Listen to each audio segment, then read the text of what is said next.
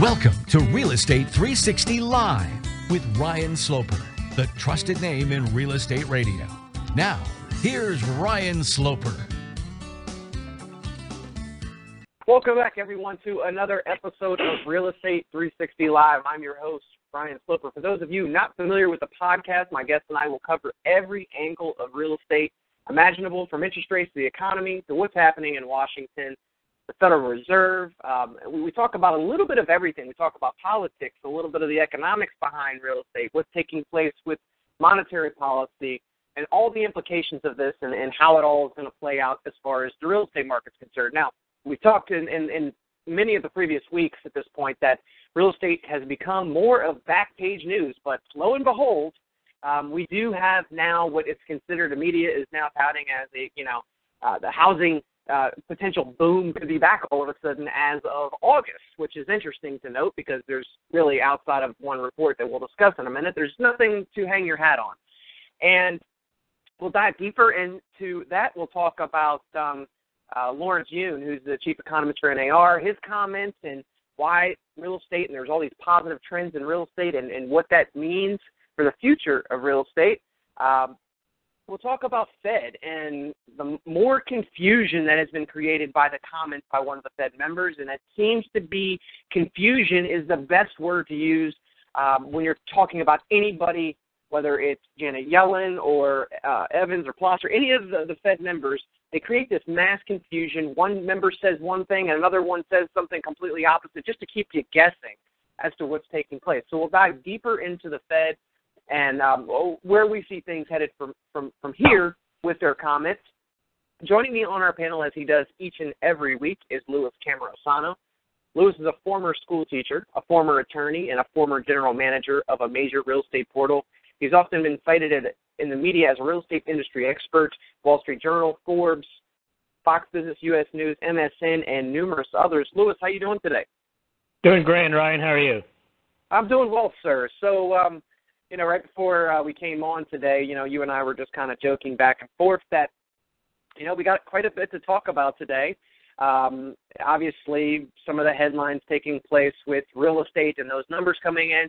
We typically do start the show at the top where we'll talk about some of the things on the economic calendar, one of which was the August new home sales came in at 504,000 versus an estimated 430,000, which is basically like an 18% increase versus their expectations, I believe, were only somewhere around like 4% or something like that. I don't have the exact number in front of me, but I want to say it was somewhere 4.2% was what they were expecting. So that's a huge difference there, right?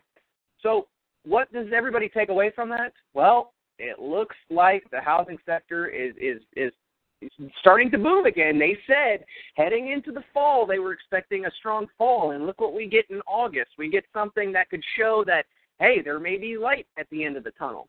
Hold on.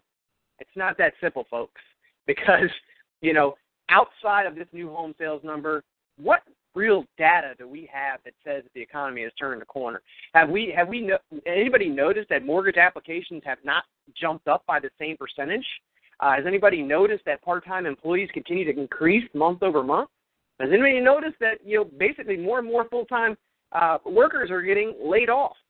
So I think it's pretty comical how they can take one data set, which is new home sales, flip it on its head, and now all of a sudden we're moving back in the right direction. So we went from real estate back page news to now real estate front page news again.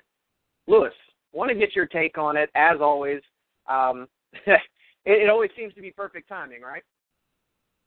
Ryan, absolutely right. I've noticed the same reversal that we had been predicting, where they never want to let any story head in one direction for too long.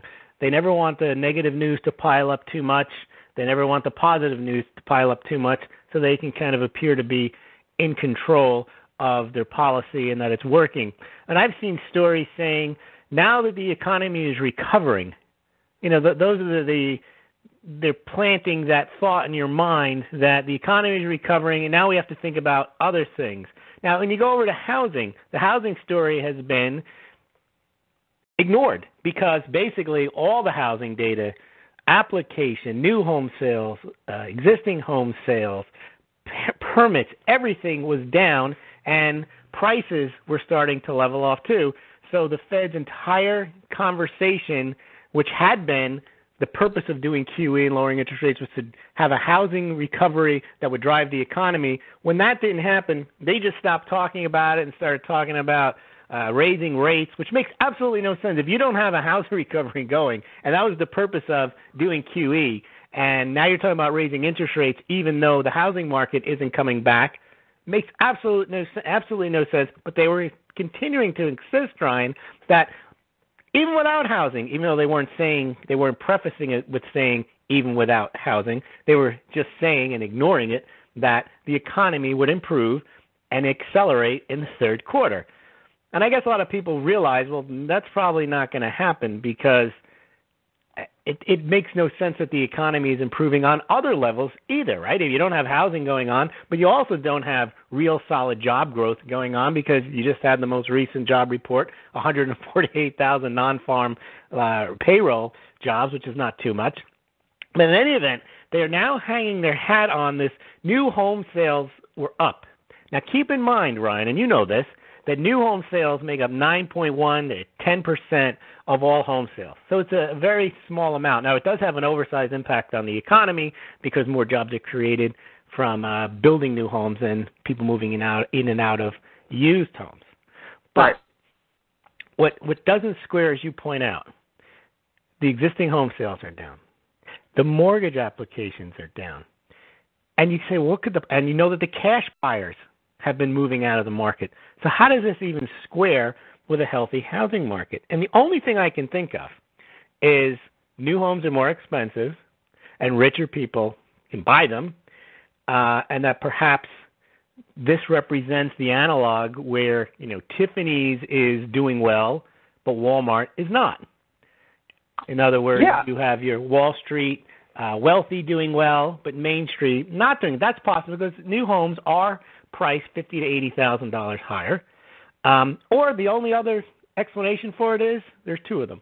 The numbers will be revised, or they made it up. Right. It doesn't make any sense in the grand scheme of all the other housing data, and as you mentioned, the macroeconomic data. Well, here's the thing. So I always talk about doing the eye test on everything, right? And obviously I'm in the D.C. metro area. I'm actively buying and selling property. So I've had clients that have been buying new homes in the last couple of months. So I actually have another potential explanation for what's going on because typically as we move towards the winter months, basically they stop building as much, obviously, heading into the winter months, right? They're trying to get their numbers up, get rid of their inventory that they have, or for potential fallouts that they've had, they're getting rid of lots and giving more incentives. They're discounting prices. I just had a client. We went out to Toll Brothers, and they were basically running a deal where, you could get, 4-foot extension off the family room. You could get all these upgrades at the same price as what, they were selling it with basically about $25,000 more about the month before. Well, so we go over there, price everything out. They tell my client, if you want to add closing costs, you just add that to the sales price. And then he started getting a little hesitant, like he doesn't like the lot as much. And so when he had a conversation back with the salesperson over there, he started telling him, the concerns about the lot, the slope of the lot. What do they come back with? Well, you know what?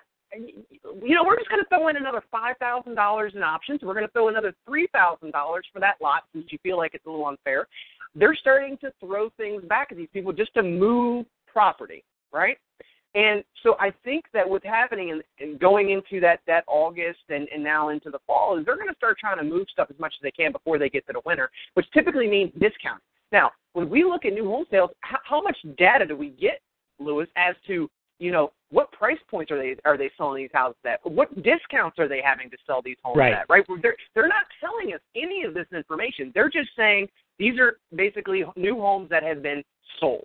Well, that's great. Here's something on your point that if that's happening, it makes sense that after 6 months, a year, 2 years, 3 years, 4 years, up to 6 years of horrendous housing new home sales, that they finally start to offer these incentives, and the home sales went up last month. So you think those numbers could be justified. And it's also a function of the law of small numbers. They're up 18%, but they're up on such small numbers.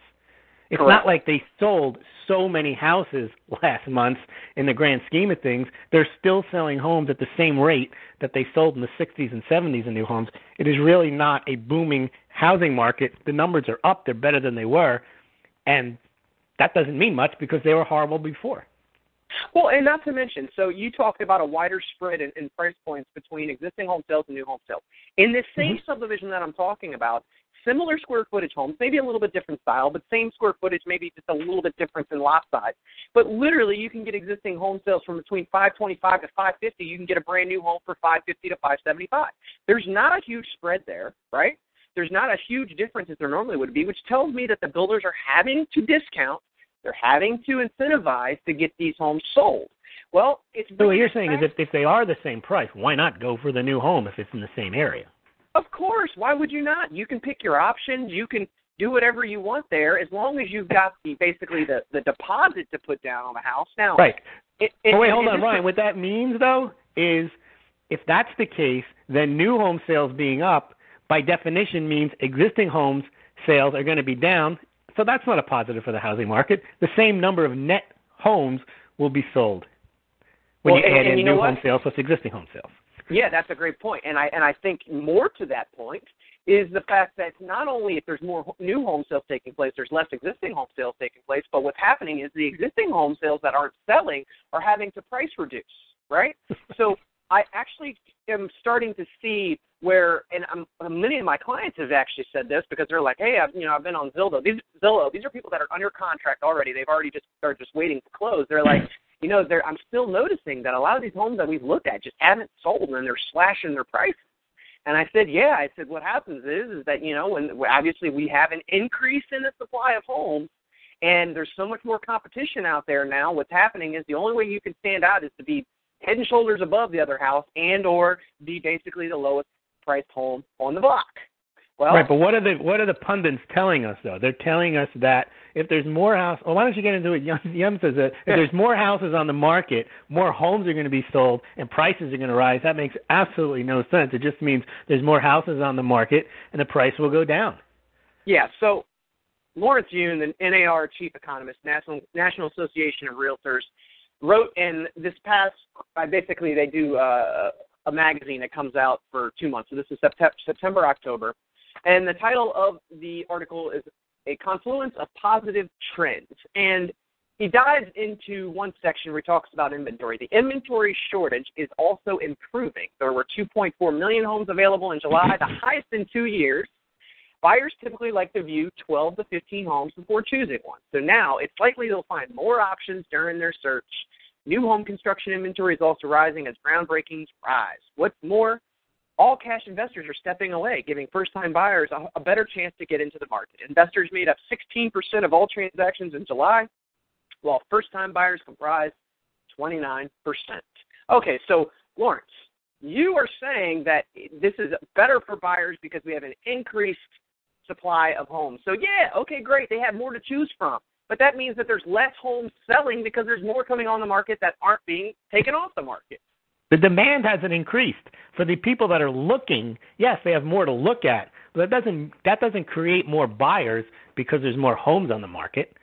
Correct. And you know what? If they look at 12 to 15 homes, Louis, how many of those homes would you guess of the 12 to 15 are actually worth where people see the true value and are willing to pay top dollar for them? Probably 2 or 3 of them, right? I mean, right. It's a very small subset. And what we're seeing is, and I've mentioned this hundreds of times on this show, the homes that are turnkey, the ones that are staged and have professional photos, and they do everything right. They take the approach that I live by when I sell homes. They move. The ones that are basically taken with your iPhone camera and they don't really stage their home to sell, they don't do the proper landscaping on the outside. It looks like they don't do a pre-inspection to find out if there are any issues. They sit on the market, and they're sitting on the market for quite some time. And, this was just an issue for higher-priced homes, but I'm actually seeing this move down into the ranges of the more affordable housing. Right. When that takes place, I think there's bigger problems. Well, Ryan, isn't there a huge problem? And I take issue with him saying, well, now you see that the investors have gone, first-time home buyers now have a better chance of purchasing a home. No, they don't. They have got a better chance of looking at the leftovers that the investors didn't want, or at the homes that have been bid up because the investors are there. So it's like, okay, we've taken everything. The investors have taken all the good stuff. We've driven the price up. And then you're like, okay, want it? Go ahead. Have at it. See if you can get a mortgage anyway so you can overpay for a home. He views that as a positive development. It's not. It's basically they set the table and then they put on a meal that's not very tasty, and they may not even be able to afford the meal. Well, he's calling that a positive. Come to the banquet. Some leftovers are here, and by the way, you got to take out a loan, and maybe you won't get it. But take a look at what's left anyway. Well, and you and I realize, Louis, that obviously anybody that works for NAR, their whole job is to push real estate, whether it's good, bad, or no. Right? And they're solid economists, Ryan. Hold on, though. They know their stuff. Let's listen to how he starts his article. After a slow start this year, partly due to the frigidly cold winter, home sales are picking up steam. Existing home sales have risen for 4 straight months, and in July, we're at the highest pace of the year, 5.15 million. But then he jumps into jobs. Hold on. Jobs are always important for home sales. Yes. In the last 12 months, they've grown by 2.6 million. Lawrence, do you want to talk about what type of jobs those are? Are those working at 7-Eleven, McDonald's? What are those? Part-time jobs? Do you want to clarify? Because of those 2.6 million that it's grown by, how many of those are probably full-time salary positions where somebody might be able to That's get irrelevant, a Ryan. Those are what's called home buying jobs. Oh, okay. I got you. So the Wall Street Journal is jumping into this too. There was an article the other day called How to Play the Real Estate Market, and the headline was, Housing has seen a remarkable recovery. And then is it how to play the real estate market before it's too late? I mean, who are they kidding? Even Yum is saying that, it's kind of late in the banquet. You can still kind of get the leftovers. The Wall Street Journal is making it out to be, there's this remarkable recovery going on, and you can still get in before it's too late. And where did we hear that before? We heard that when there truly was a housing boom in the mid-2000s, a housing bubble in the mid-2000s. They're trying to create a bubble. They're trying to create that mentality. The volume is down. And if the only thing they've got is in the small sliver subset of housing, which is new home sales, and they happen to be up 18% last month after being down for 6 years, that is not a housing boom. No. That's either an aberration or just a good month with some pent-up demand in a small subsection of the housing market. Absolutely. And, the crazy part about this is, Louis, we talk about it all the time about how I feel like most of these reports are manipulated. They're just basically they're fed out there to the media to jump all over. Well, let's look at how things have gone for the last year or two and how mortgage interest rates have traded in such a tight range. And every time an economist or somebody thinks that they have a reason for them to think that they're going to go higher, they don't. And every time they start to go too low, they go back up. They've been trading. Yeah, when they go up, Ryan, it's just ever so much. CNBC and the rest of the media make that the reason why mortgage applications were down, as if it mattered. Right. They're at all-time lows, and they managed to tick up a very small amount, and they use that as an excuse. And then, of course, when the rates go back down and the mortgage applications don't go up, they don't mention it. There's no correlation whatsoever. The rates can drop another point. That's not going to spur any more housing demand if people don't have jobs and can't get mortgages. Because you know what, Louis? If the rates went to 2.5% and jobs were plentiful, then people will be taking out mortgage left and right. And immediately the rates would ratchet up because there'd be such demand for that money. Of course. And the whole system is set up to basically benefit the rich. Everybody knows this at this point. They're basically that they can borrow money from the Fed, but the Fed's basically not letting them lend it out to basically everyday average Joes. They're not letting them lend it. So when they don't, go ahead. I bet you're going to segue now into your comments on the new Fed kind of angle on what's going on with the dollar, what's going on with interest rates. Yeah, I mean, we had, who was it? President Charles Evans that just came out this past week, too, and said he favored patience as the central bank ponders when to raise interest rates for the first time since 2006.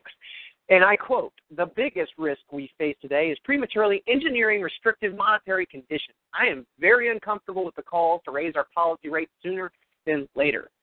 Really? Like, since when has, this is just something earth-shattering that you just came up with today? You guys are so back and forth. So 1 minute, it looks like that things are going to need to be raised, but then the next minute, we got to put on the brakes. And this is the confusion. I used that word at the top of the show. Create this mass confusion amongst markets, amongst public sentiment. They're so confused. They don't have a clue what's taking place, that they don't have a choice. There was no confusion, Ryan, 2 weeks ago. What was the narrative? The narrative was QE ends, and we're going to raise rates after a considerable period of time. You mentioned Evans. You got any? I've got quotes from the other ones. This just started. You got Lakota, the guy for the Minnesota Fed president. He starts yammering on that we need to make sure inflation is on the path back to 2%. We don't want to create more risk, but we have to be very careful about removing the stimulus. Inflation. This is what he says with a straight face. Now he does not want the highly accommodative monetary policy to end. He wants to keep going with it. He says inflation is persistently below the 2% target, and that could create doubts in households about whether the committee is truly aiming for 2% inflation. Yes, that's what people in the households are worried about. Will the Fed make things more expensive for us? Because we have doubts, because if they don't do that, we're going to be very upset. We want to have confidence that the Fed is on this and they're going to create inflation for us. Okay, so he's in the camp. You mentioned Evans. Dudley comes out the other day, and what does he say? Oh, well, if the dollar were to strengthen a lot, this would have consequences for growth. And, if it would appreciate a lot, it would tend to dampen inflation. We can't have that, and that would make it harder to achieve our objectives. So now you got Evans, you got Dudley, you got Lakota, and now the new one comes in, the one from Cleveland, and what does she say? Well, she's got the same concerns about considerable period of time, because you know what that does? That puts it on a timeline. We can't have a timeline. We have to say we're going to raise rates whenever we think we can.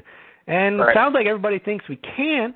So what she says is we need to reformulate the language on considerable time. Okay, so now they're all saying, and then of course Yellen has always said, she just contradicted herself. She says a considerable period of time will keep the policy accommodative, but it's data dependent. Okay, fine. But that means absolutely nothing. What is a considerable period of time? A considerable period of time to me means beyond my lifetime. It means ages. In Fed speak, that's 100 years. Yeah, of course. The Fed has been in existence for a considerable period of time, since 1913. Right. Okay, but then when she says it's data dependent, that's typical Fed speak, which means it could be anything we want it to. Now what they're saying is all, Meister, Lakota, Evans, and Dudley, they're saying, okay, data dependent is what this is all about. We can't raise rates because we don't believe the economy can handle it. We don't have the inflation that we want. So let's stop talking about this. Now, what's funny is everybody is driving towards the concept in their mind that inflation is rising, and therefore gold got to go down, right? Gold goes down because the dollar goes up. Therefore, that's the narrative. Even though now the Feds have already, not even subtly, changed their tune. We have Peter Schiff talking about, and we've talked about this too, that there may be another round of QE, because if the third quarter doesn't turn out to be the fourth quarter, an acceleration in the economy, what are they going to do? The dollar's rising. They're going to have to turn around and re-stimulate. But what they're doing now with gold, Ryan, I want to get your take on this, is pretty interesting. And not just on gold, but also the people who tend to like gold, which are the people that are concerned about the monetary policy, concerned about the excessive money printing, the extended period of zero interest rate policies. They are outwardly attacking, and we talked about this last week, but I saw two more things that were quite startling in the last week. One of them was this guy, Bill Fleckenstein. He is a Austrian school type economist, and he's been kind of out of the market because he thinks that, it's all been papered over and there's some issues that, we could see a correction. So there was a woman, I think her name is Jackie DeAngelis, on CNBC, and she basically is browbeating him and saying, when are you going to admit that you don't understand monetary policy? Now, he didn't take the bait. He didn't say anything. I mean, he has a CNBC presenter explain to him that he doesn't know what monetary policy is because he's not in stocks.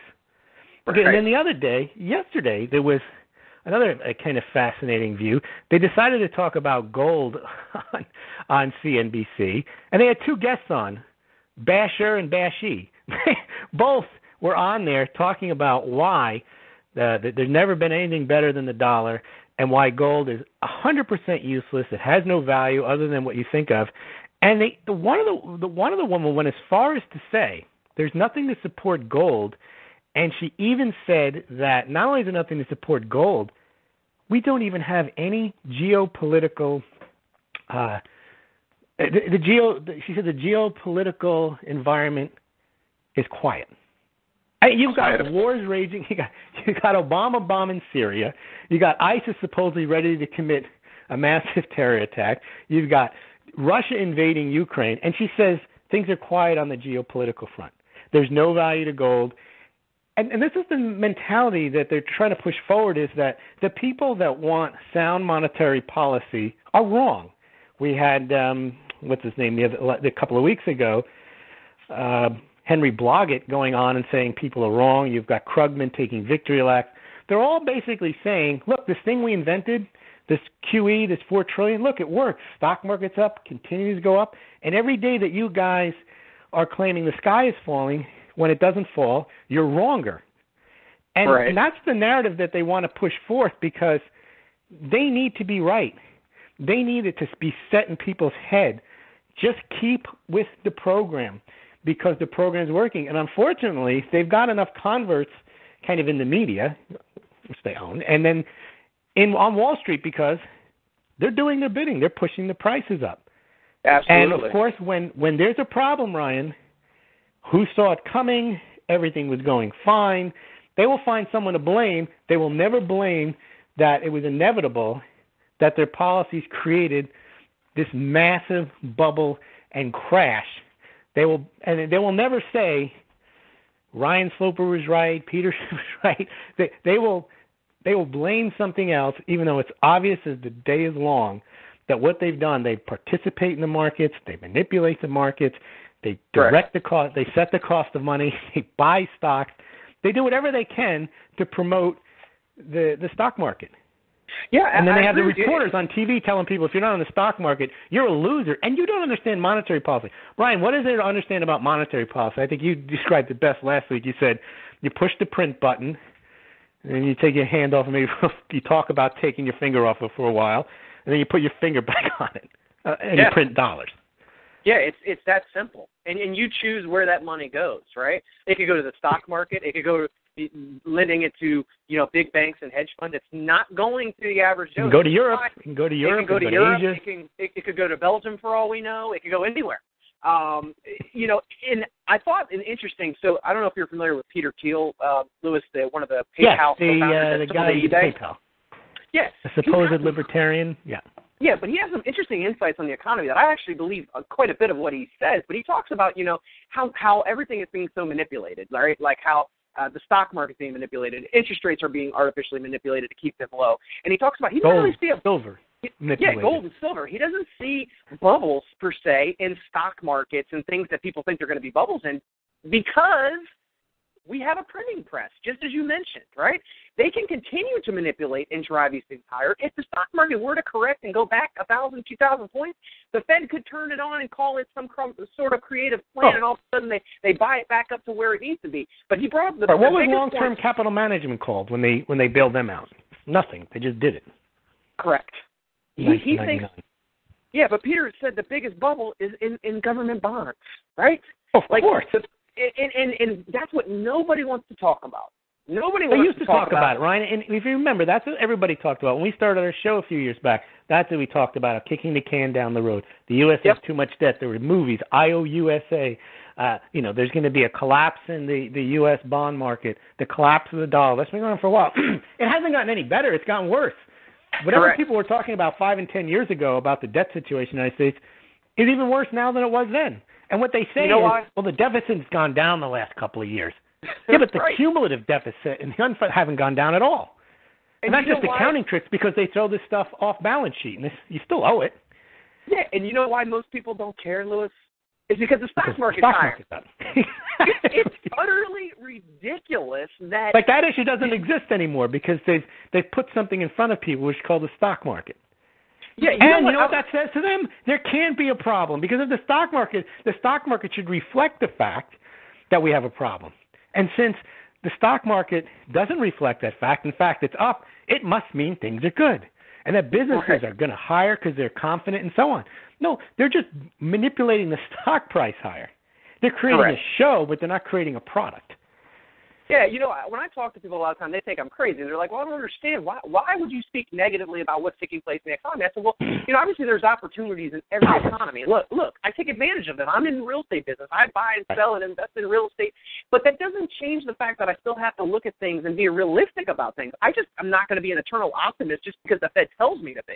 That's not the way you should go about business. And do I think it's still a fantastic time to buy a home? Of course. If you're willing and able and you have the means to get a loan, you can protect yourself with low fixed rates. We have low fixed rates between 4 and 5%, if not lower if you take adjustable rates. So I always tell people that it's a great opportunity to buy on low fixed rates, but that doesn't mean that they're able to. And so if we want to talk to the masses, we're actually talking to the masses of people that can't buy, right, Lewis? Because that's the majority. Right. The majority is of the people that can't. So we have to talk to those people, too, and explain to them what's going on, what's taking place, and how they can potentially try to, work the system to potentially put themselves in a position. But the danger, Ryan, with those people now is culturally, and we had mentioned this a couple of years back, too, but it was mentioned on CNBC, the stigma of not buying a home, of living at home, has gone away because it's gone on for so long. Right. Yep. Yeah, it's, I would say that, they won't give the exact number, I don't think, of how many loans are being denied right now, but I can tell you it's probably very high. And it's for small things, too. It could be for the, like I mentioned before, large deposit on a bank account. One large deposit that's more than 10% of what you bring home in your paycheck automatically triggers that if you can't, verify or source where that came from, that loan can be denied for that. I mean, it's for simple, even if you can verify it, they basically say, well, that's because it was a one-off. It doesn't reflect your true economic circumstance. What banks want to see is cash flow. Correct. If you get a couple of hits on investments and you put the money, they say, well, you're not going to do that again. And there's some logic behind it, but still, if somebody has a down payment, right, you make a credit decision. But when they're giving loans, Lois, they want to see those tax returns, right? So even if they looked at your bank statements and they saw the cash flow coming through, right, then they go to your tax returns and they're like, oh, look at it. I mean, you're writing off all this stuff. And, they're going to find a way to not lend the money. Now, granted, everybody's... And, of course, Ryan, if you did, what you would do is you wouldn't write stuff. I mean, you wouldn't buy as much business equipment if you actually had the mortgage because you'd have to service your mortgage payments. The only reason you're buying the business equipment is you're investing in your business because you want to make money so that you can buy a house, and of course you write off the business equipment. Well, and Louis, here's the thing: like if when you start up a business, right? Like let's say you dump $200,000 or $300,000 in capital into that business, you are going to carry a loss for a couple of years because you got to recoup your capital investment, correct? Right, and you have to write it off. It'd be foolish not to take the tax deduction because you want to show more income so you can get a mortgage. Yeah. But what happens if you dump $300,000 to start the business, and then the first year you make $200,000 net profit? You're still negative, right? So that's right. But Ryan, a common sense person would say that guy's doing pretty well. Right, the common sense person. But that's what we're talking about. There is no common sense underwriting. But you know what? I do have a good story. So I went into a credit union yesterday because I was trading in my car to get a bigger truck because basically my kids and everything, there's not enough room to put stuff in my car anymore. So I just got a used truck, a used GMC, went into Apple Federal Credit Union because I know that the credit unions, for some reason, they always have better interest rates on auto loans than anybody else. So better lollipops too. Better lollipops as well, yeah. But I will tell you that. So I went in there. Basically, now obviously depending upon what your credit scores are, but you could get a used vehicle loan for 36 months, 48 months, 60 months, 24 months, whatever you want. But 36 months was 2.49%. 36 months was 2.749%, and 60 months was 2.99. That's on a used vehicle loans. Okay? Now, if you were to compare those against some other finance companies that are not through credit unions, they're much higher than that. I start asking, yep. Right, and I start asking him, okay, so what are you guys looking for? He's like, honestly, our whole model is based around taking care of our members. Okay, now what does it take to become a member of this credit union? You open a checking and savings account. Okay, correct. With $10. So, yeah, exactly. So I opened a checking and savings account so I could get this auto loan. Well, I then start probing him a little bit. I was like, so what do you lend up to on auto loans? Like, I'm just curious, like on used vehicles and new vehicles. They'll lend up to 115% of retail value on an auto. On how much would the auto be? Well, whatever the retail value, the book value is showing. So if it shows retail value is $30,000, they'll lend up to. No, but could you buy a Hummer for like $180,000 or something? As long as you can show one pay stub that would show you have the ability to, you're That's good. how you buy a house then. You then turn around and sell the Hummer and you use the money to buy a house. And then you pay off the loan at 2.8%. Well, it's just interesting because I've dealt with so many different banks and walking in there, of course, he's basically like, okay, you're approved for the loan. He hands me the check. So I literally walked in, walked out with a check. Okay? And then they're saying that the reason that car sales are up is because the economy is booming. No, the credit market is booming at the subprime level. Correct. So I started asking him. I was like, and he was the branch manager in there that I was dealing with, and I was like, how's business as far as mortgages? And he's like, it's pretty slow. He's like, we have some decent months here and there.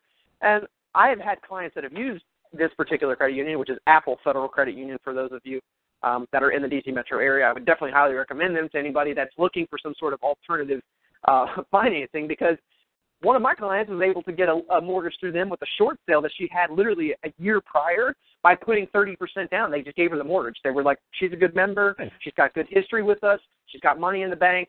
She's putting 30% down. Done deal, right? So everything is pretty much done on the basis that it makes sense. Now, Lewis, just imagine if everybody, Wall Street and the Fed, they did things based on common sense. We might be okay.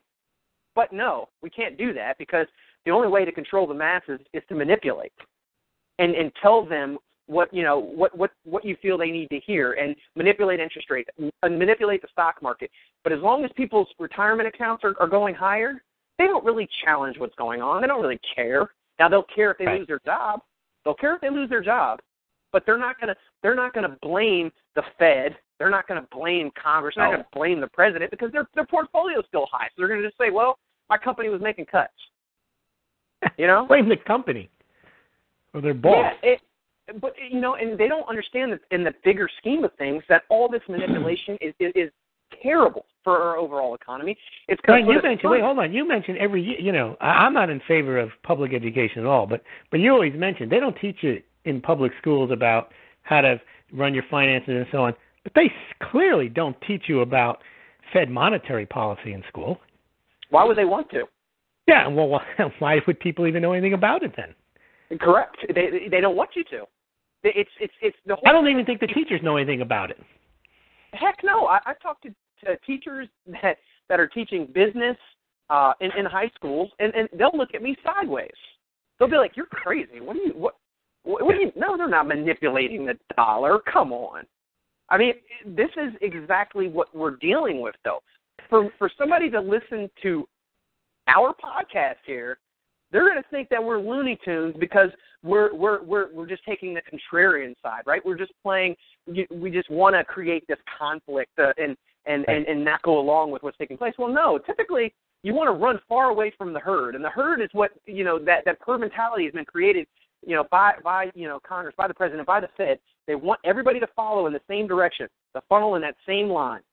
And ultimately, it's proven profitable for many people because they're able to ride the coattails of the Fed, but it's disastrous long term.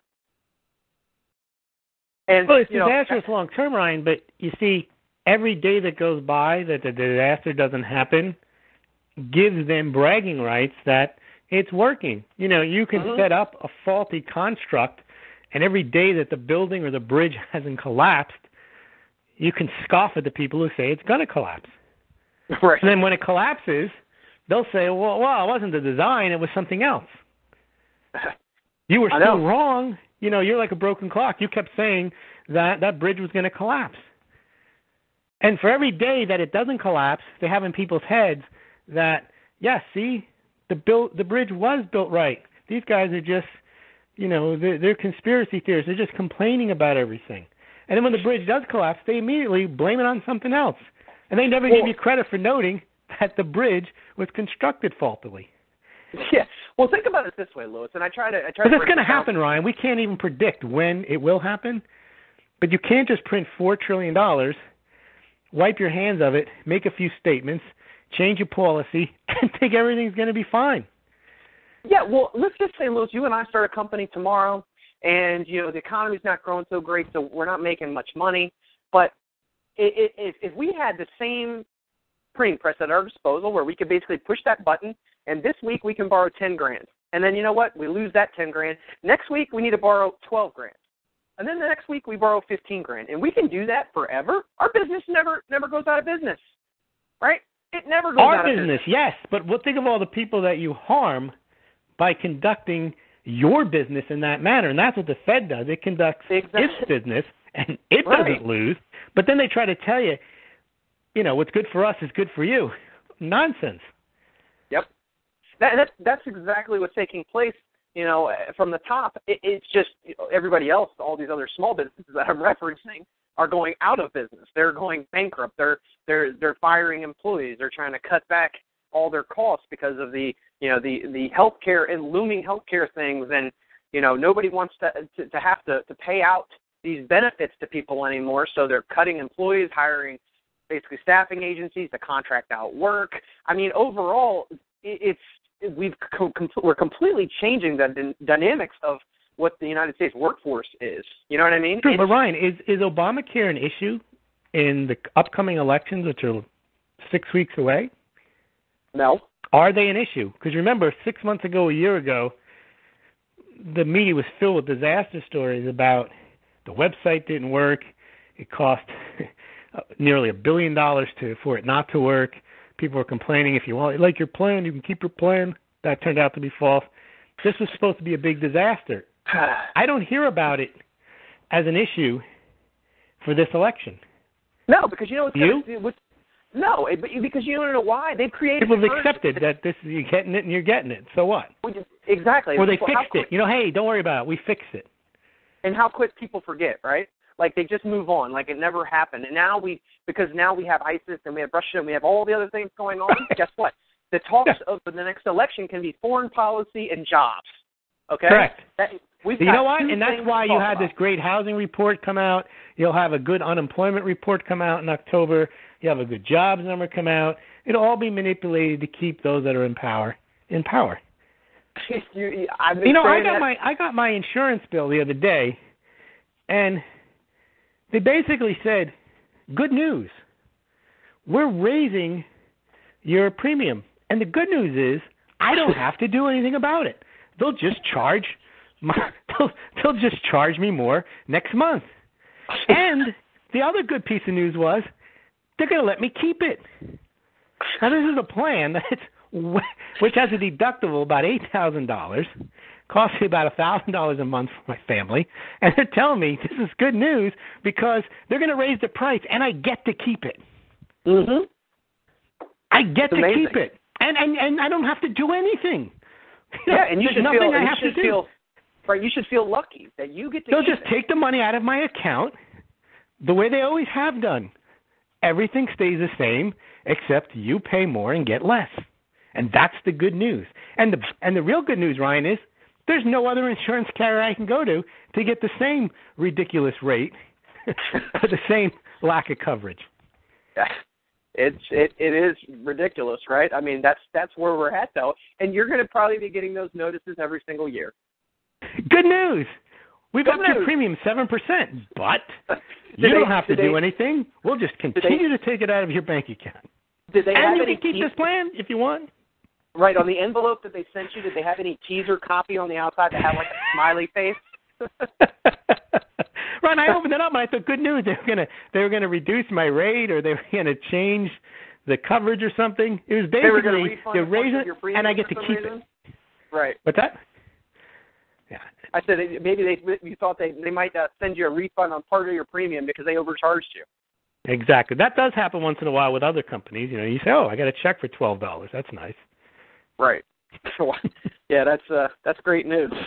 But you see, here's the thing. When people just take it, because if you couch it in the sense that, look, you have to have insurance, because when you fill out your tax return, you have to say I have insurance. Well, good news is I have it. The good news is that I don't have to change my plan. If I like my plan, I can keep my plan. It's wonderful. Just pay more, and it'll come out of you. You won't even see it. It comes out of your bank account.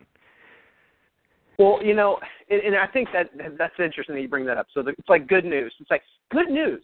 Interest rates are low. Guess what? Nobody can take advantage of them, right? Good news. You know, we have the stock market, going through the roof. Bad news. Most people don't have any money to put in there, right? I mean, like, literally. How about this one? Good news. People decided they don't want to bomb Syria. Bad news. We're going to bomb it anyway because we came up with another reason to bomb it. Forget the gassing in Assad. We couldn't justify it there, but now there's ISIS. Right.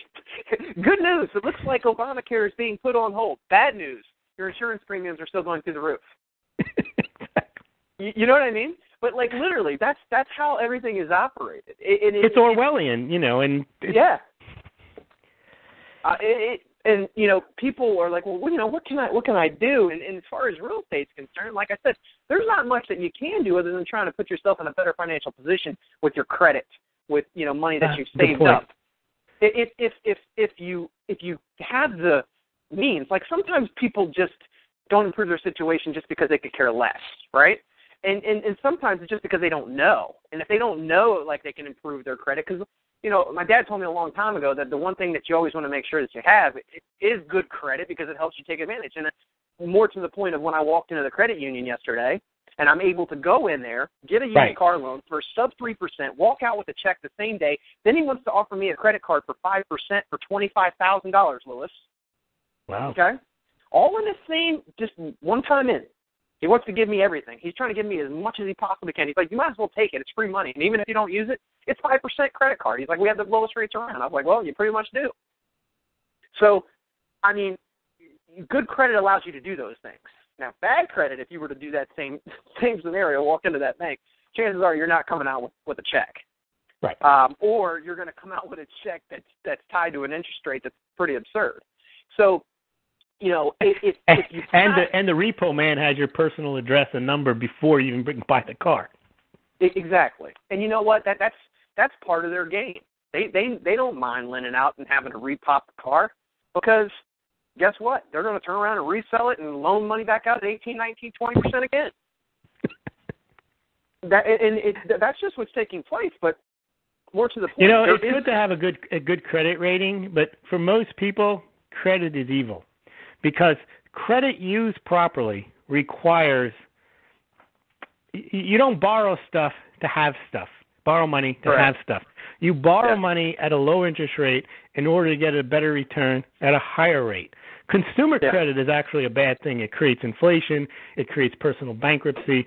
So if you tell people you should have good credit so you can get stuff, that's probably a bad idea. You should have good credit just because it's a sign of prudence in your financial affairs. And if you do need something that may cost you need to buy on credit, then you can buy it on credit and take advantage of low rates. But I don't want to give the impression that we're saying people keep your credit score good and high so you can go out and spend money at Walmart and Target on your credit card. And you can get a higher credit limit, if you're at $10,000 and you want to spend more money and you want to go on vacation, make sure that credit score is good, because you might be able to get up to $20,000. Right. It's more to the point of, like, you need good credit, especially when you need necessities like a car from Unfortunately, you can't pay cash for a car anymore. Right. And so but you have to save up a lot of money. Well, yeah, literally. I mean, if you have good credit, I mean, it could be the difference between 2% and 20%. Yep. Right? So, I mean, that's a huge financial burden to put on somebody. But and just by keeping your credit in check, literally that's the difference. So then if you have good credit and you've been able, maybe let's just say you just got your full-time job, you're getting back on track, and then after a year or two goes by and you still maintain the good credit, you do have an opportunity to potentially buy. Now that is, of course, with the other caveat that you're going to have to probably save up a down payment. There are a lot of other factors that come into play, but one of the biggest things that I always see that stops somebody right in their tracks is they start out where they think that their credit is fine, so they line up everything else. They'll line up down payment. They'll have a good job for 2 years, and then all of a sudden they go and apply for their loan, and then they're like dumbfounded when the person says, "Oh, you're denied. Your credit score is 580." Right? Because most people just don't pay attention to the credit. It's like most people just don't pay attention. They couldn't tell you how much is in their retirement account. You want to know why? Because somebody else managed that. They're expecting them to run with it and for that to increase every single year. They don't pay attention to these things. So my point is that you should pay attention to every aspect of your finances, which includes credit, which includes your bank accounts, which includes... Yeah, but we're taught that the central planners and that government will take care of us, that the Fed is in charge of the economy. You can have your food stamps, you can have your Social Security, you can have your Medicare, you can have your health care. So or you can put your money into a government-sponsored IRA, 401k, and just let it go. So it's basically a matter of control. It takes people's own responsibility away from their own affairs because the government will take care of it. I mean, a 401k plan, Ryan, and an IRA, most people don't have self-directed IRAs. Those are basically, the reason they don't know what's in them is because the way they're set up. Your employer automatically deducts your money. He may do or she may do a match on your money, and you don't have to even think about it until you're retired. That's how it's sold. If you ever work in a company, the HR department comes in, shows you, look, you don't understand any of this stuff, but we have to explain it to you anyway. You can pick from any of these funds, and then just leave it there. And the most people may do is rebalance it, and they think you're not a trader because you move from Fidelity Magellan Fund to the Contra Fund. Correct. That doesn't mean you know anything. I mean, each of those funds has 10,000 shares in them, 10,000 different stocks in them. You don't know anything. You like the name Magellan better than Contra. Well, and that's back to my point once again. And most people don't even do that. Well, but they don't teach us the stuff, Lewis, and that's why I always said, like, the smartest and thing. That's why you don't even bother going to self-educate yourself, homeschool your kids, and you'll learn that stuff. Right. If you rely on the state schools and the schools to teach you, they're not going to. You can lobby for them to teach you. You can lobby to have books put in the library. You're much better off just doing it yourself. Well, you think about it this way. So, I basically, after college, self-educated myself on business, marketing, everything. Because leading all the way through college, I really didn't learn much. I was a business economics major, and we talked about supply and demand curves, which I can tell you means diddly right now, okay? And how they can interfere with the supply and demand curve under Keynesian economics, Right. And what formulas would... I never had a credit card until, I believe it was my freshman or sophomore year. My dad put me on as an authorized user on one of his credit cards, so I never got a credit card of my own. It was an authorized user that he paid, that he was responsible for. So that actually helped me build credit while I was in college. But if he hadn't have done that, I would have had no clue. So I would have got out of college not having any credit established. Then I needed to go rent an apartment where all of a sudden he's going to be like, oh, you don't have any credit, so I'm not going to be able to rent this apartment to you, that's typically the rude awakening that people have. But you see, Brian, it comes down to your father taught you and took the steps necessary. The state school didn't teach you that. The college didn't teach you that. And they're not going to.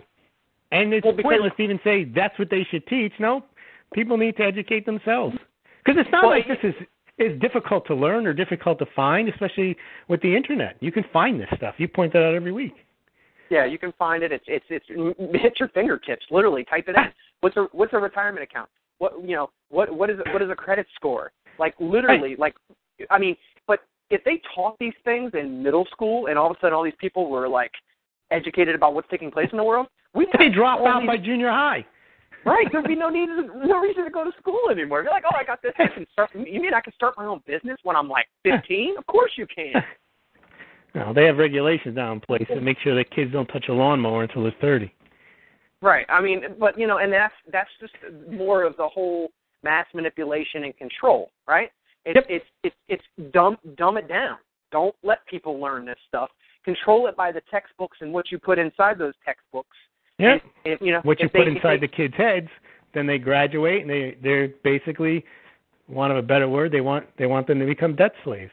You come out, Louis, borrow money to go to school, go to college, come out, borrow money to buy a house, borrow money to buy a car, borrow money to go to Target, and you're on the treadmill. Well, I'm thinking to myself, you know, when the kids go to school, and I see them getting off the bus now, I know they're probably like, I bet I hated going to school all day today.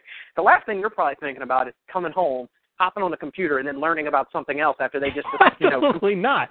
That's right. The kid's love of learning is gone. What he wants to do when he gets home is entertain himself as a relief. Yep. Yeah, because he doesn't have to be in school. I would prefer, you know, if you're going to have schools, just send them to school 8 hours a day and let them play video games at school. And then when they come home, maybe they'd want to learn something. That's actually, we should test that. I think that would work. That's my new idea. If you're going to have school, why waste money trying to educate them and put the propaganda in their head? Just let them do whatever they want. Just make sure they don't hurt each other. Let them play video games. And maybe a good percentage of them would leave, overdosed on that, and want to learn something. And maybe they'd be so fed up with that, they'd want to leave school permanently. I love the idea. As a matter of fact, I was thinking, like, it could be like a gym, like PE, all day long, and for the people that want to do that. And then there could be the kids who aren't active, they can sit in front of a terminal and play Space Invaders, whatever they play. Video games, or they could watch movies. It could be complete leisure at school. And then when they come home, they only have to study for 2 hours, not even 8, just 2. And I guarantee you they'd learn more than what they're getting in that classroom. I mean, unfortunately. It's really sad that you basically spend all this money on schools, and then we have to get engineers from India because no one knows how to do engineering to work and get a good job for $100,000 programming. Yeah, I agree. Well, that's enough on education for today, Louis. I think everybody knows where we stand.